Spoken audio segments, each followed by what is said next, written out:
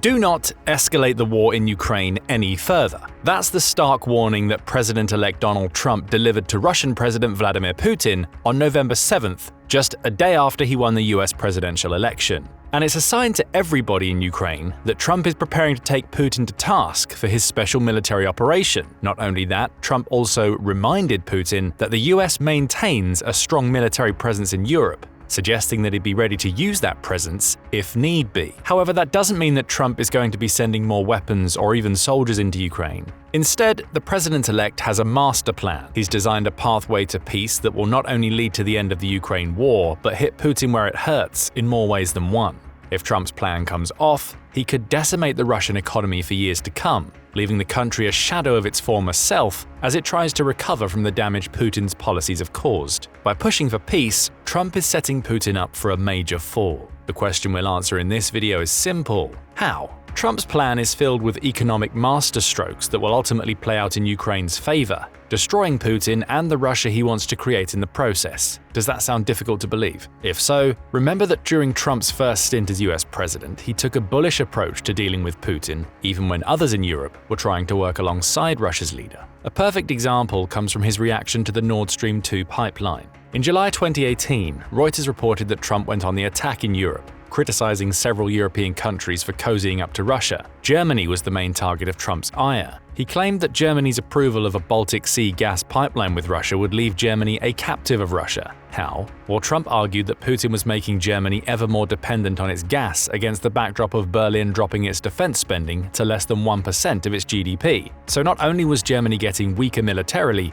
feeding into Trump's issues with NATO, but it was putting the money it should have been spending on defense into Russian pockets. And Trump wasn't wrong.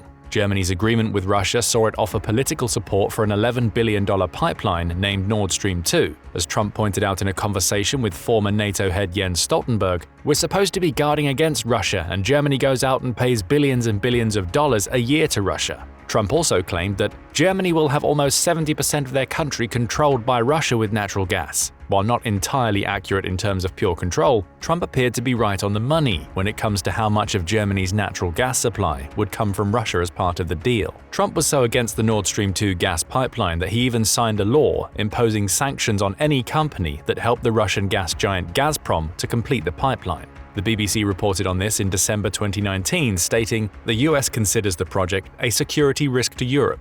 Ironically, the European Union, or EU, joined Russia in strongly condemning Trump's decision. Eventually, the US reached an agreement on the pipeline with Germany and Russia in July 2021, after Trump had left office. Less than a year later, Putin invaded Ukraine. Trump's opposition to the Nord Stream 2 pipeline made sense. He foresaw what that deal meant for Europe in terms of allowing Russia to control so much of its natural gas supply. And sure enough, much of Europe was soon racked by higher gas and electricity bills as Putin's Ukraine invasion saw the EU have to do an embarrassing about-face on its Putin policies. Electricity and natural gas prices shot up from 2021 onward. Gas went from a taxed rate of around 14 cents per kilowatt hour to a peak of almost 25 cents in the second half of 2022. Electricity followed the same pattern. Its per kilowatt hour price rose from around 22 cents to between 30 and 31 cents in 2024. Trump saw all of that coming. He warned Europe about the dangers of getting into bed with Russia almost 4 years before Putin launched his special military operation. And Trump was also no stranger to directly opposing Russian operations outside the United States. Several months before he made his comments about the Nord Stream 2 pipeline,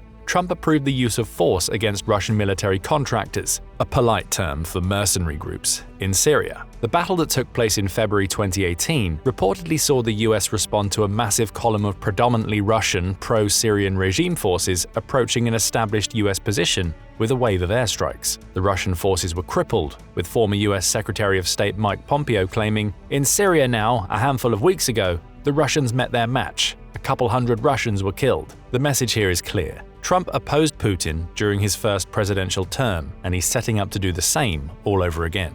We can see that from what he's done in the weeks leading up to him taking up the mantle of the US president in January 2025. For instance, September 2024 saw Trump meet with Ukrainian President Volodymyr Zelensky in Trump Tower. The pair discussed both Ukraine's plans for the war as it moves into 2025 and what Trump intends to do to broker the peace he wants to achieve. Neither revealed much about the conversation that took place after they emerged from Trump Tower, but the mood was far more positive than many might have thought. Standing side by side with Trump, Zelensky claimed the two shared a common view that the war has to be stopped and Putin can't win, while explaining he intended to share his victory plan with Trump.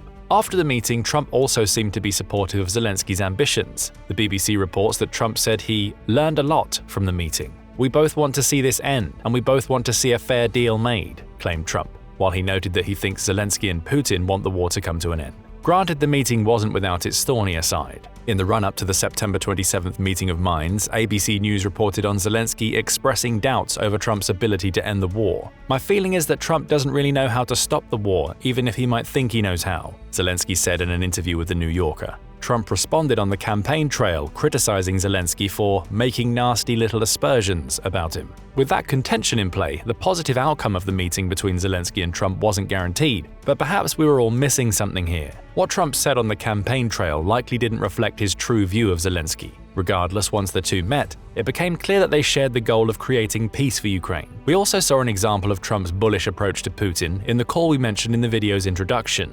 The Kremlin claims that it never happened. It called reports of the call pure fiction. However, Trump's communication director Stephen Chung delivered a far cagier response, stating, "We do not comment on private calls between President Trump and other world leaders. Can we take this to mean the call actually happened?" Chung's words aren't a denial, suggesting that Trump did in fact call and make it clear to Putin where he really stands on the Ukraine crisis. Trump has already established himself as anti-Russia. So we come to a question. What's this master plan that will cause Russia's collapse that Trump is just waiting for his chance to execute? Trump has already told us he wants to achieve peace between Ukraine and Russia as soon as possible. The great irony is that many don't realize that pushing Russia into this peace could force the start of an economic collapse that destroys the country from the inside. Therein may lie the brilliance of Trump's master plan. In a November 2024 article, The Wall Street Journal, or WSJ, noted that nobody really knows what Trump's peace plan contains. It even quoted a former Trump National Security Council aide who said, "Anyone, no matter how senior in Trump's circle, who claims to have a different view of more detailed window into his plans on Ukraine simply doesn't know what he or she is talking about." Still, the WSJ floated some ideas that are doing the rounds. One version of Trump's plan would see the creation of an 800-mile demilitarized zone running across almost the entirety of the war's front line. Ukraine would have to agree that it can't join NATO for at least 20 years for the plan to be enacted, but assuming it does, Trump would continue to send weapons to Ukraine to prevent future Russian attacks, while having European NATO-aligned troops patrolling the new demilitarized zone. The United States won't provide any of the training for these patrolling troops, or provide any additional support. As one Trump camp member put it, "We're not sending American men and women to uphold peace in Ukraine, and we're not going to pay for it. Get the Poles, Germans, British and French to do it." A contentious way to put it, perhaps. But this quote reveals that this version of Trump's plan would both pause the Ukraine war and limit America's responsibility to Ukraine at a time when the conflict is escalating. Russia and Ukraine would be forced to fight through the European troops to get to one another. That isn't going to happen. Another suggested strategy is to cut Ukraine off from the weapons it's receiving from the United States until Zelensky agrees to sit down with Putin. Under this plan, Ukraine would still be able to fight for the territory it's lost inside Ukraine, only it would have to do so through negotiations rather than military action. We don't know if either of these plans is what Trump really has in mind, but the common thread is that both would force an end to the immediate hostilities between Russia and Ukraine. And though both plans seem like they're more favorable to Putin, particularly the first one involving freezing the current front lines, it's the peace that would result from either that would be the real killer blow to Putin. And why? Russia can no longer afford to end the war in Ukraine, and Trump knows it. Right now, a huge portion of Russia's economy is being driven by Putin's special military operation. All of this is happening while Putin and his cronies are still being impacted by the raft of sanctions the US and much of Europe put in place when Russia invaded Ukraine. In a February 2024 article for The Conversation, Lancaster University Management School economics professor Dr. Renaud Foucault laid out the precarious position in which Russia now finds itself. He noted that sanctions had helped to push Russia's GDP to around 7% lower than pre-war forecasts suggested it would be. The only reason it isn't even lower than that, and the reason why Russia hasn't collapsed economically already, is that war is proving to be very good business for Moscow.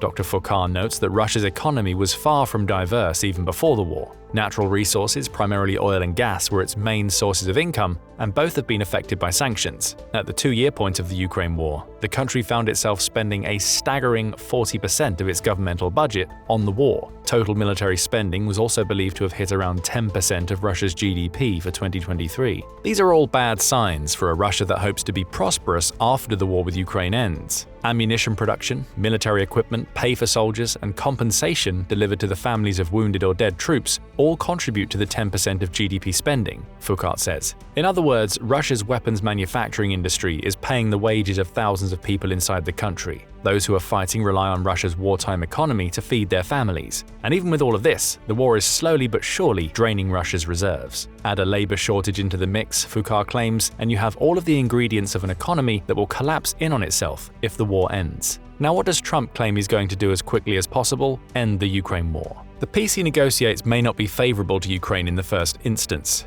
Zelensky may have to temporarily give up territory to Russia under Trump's 800-mile demilitarized zone plan, for instance, though he would keep territory in Kursk. But those short-term sacrifices would force a pause in the Russian war machine that would cause major problems. Thousands of soldiers would flood back home, many of them returning to a country that has no jobs outside of weapons manufacturing for them. As for those military-supporting jobs, they'd soon dry up as Russia no longer builds weapons at the rate it currently achieves. Russia may still look rich on the surface, particularly in terms of its resources, but Foucault believes that ending the war in Ukraine would expose how economically weak the country really is. Business Insider built on Foucault's argument in an article that it updated in September 2024. It pointed out that inflation was at a high of 7.4% at the time Foucault wrote his piece for The Conversation. It ended up going even higher. Reuters says that the Russian central bank has raised its inflation forecast to between 8 and 8.5% for the end of 2024, around double its 4% target. Interfax reports that Russia believes inflation will improve in 2025, but even then it's going above the original forecast of between 4 and 4.5%, up to between 4.5 and 5%. Foreign direct investment is also in free fall in Russia. The country recorded a decline of $8.7 billion in investment during the first 3 quarters of 2023, showing that overseas investors simply don't want to get into bed with Russia. Trump's peace plan will exacerbate all these issues. It gets even worse for Russia. In October 2024, both The Hill and the Atlantic Council published pieces suggesting that Russia's economy is already in danger of overheating to the point where it implodes upon itself. The Hill pointed out that Russia is already draining itself with the Ukraine war, even though it's transitioned into a wartime economy. Its nominal GDP, which is the total value of all goods and services a country produces, sits at just $2 trillion. That may sound like a massive figure until you realize that America's nominal GDP is $29 trillion. The Hill calls Putin bereft of money, claiming that his only options are to either plead to broader society to make concessions to his regime in return for the resources Russia provides, or to push on with the war. The latter is the Russian leader's most likely choice, because he knows that the former is unlikely. Economic collapse awaits if the war ends, which is where Trump's peace plan may be a masterstroke. The Atlantic Council piece paints a similarly grim picture for Putin. It claims Putin is stuck between a rock and a hard place with the war. Continuing it would mean more sanctions and a deeper dive into a military-industrial complex that's already engulfed Russia's economy. But ending the war could be even more damaging. Real incomes will drop for all but Russia's most elite, and Putin will be forced to deal with social instability at a time when he's weakened by a war that lasted for years beyond what he anticipated. He'd control a post-war Russia with a dwindling national welfare fund and an inflation situation that threatens to spiral out of control. So we come back to Trump's peace plan. Nobody knows the particulars of that plan, though theories abound. The one thing we do know is that Trump intends to put a stop to the war. That stop may require Ukraine to make sacrifices of territory in the short term, but it would also put an end to the only thing that's propping up Russia's economy at a time when the country is as isolated from the majority of the world as it's ever been. Trump demonstrated in his first presidential stint that he's willing to bite back at Putin while criticizing those who do business with Russia's leader. Perhaps his big plan for his second term is to plunge Russia into economic chaos by taking away the war that's keeping the country running. The slow burn collapse of Putin's regime may follow as social unrest forces Russia's leader to reconsider his geopolitical ambitions. And if Trump maintains America's sanctions, along with enforcing tariffs on any products Russia attempts to export to the US, Russia's economic situation would become even more dire. Russia's economy needs the Ukraine war. Donald Trump wants to end that war as soon as possible. If he's successful, we may be watching the collapse of Putin's ambitions play out at the hands of a man who so many feel is beholden to Russia. But what do you think about Trump's peace plans? Would the end of the Ukraine war truly shatter Russia's economy? Will Trump's plan really lead to an end of the Ukraine war within 24 hours? Share your thoughts in the comments, and thank you for watching the video.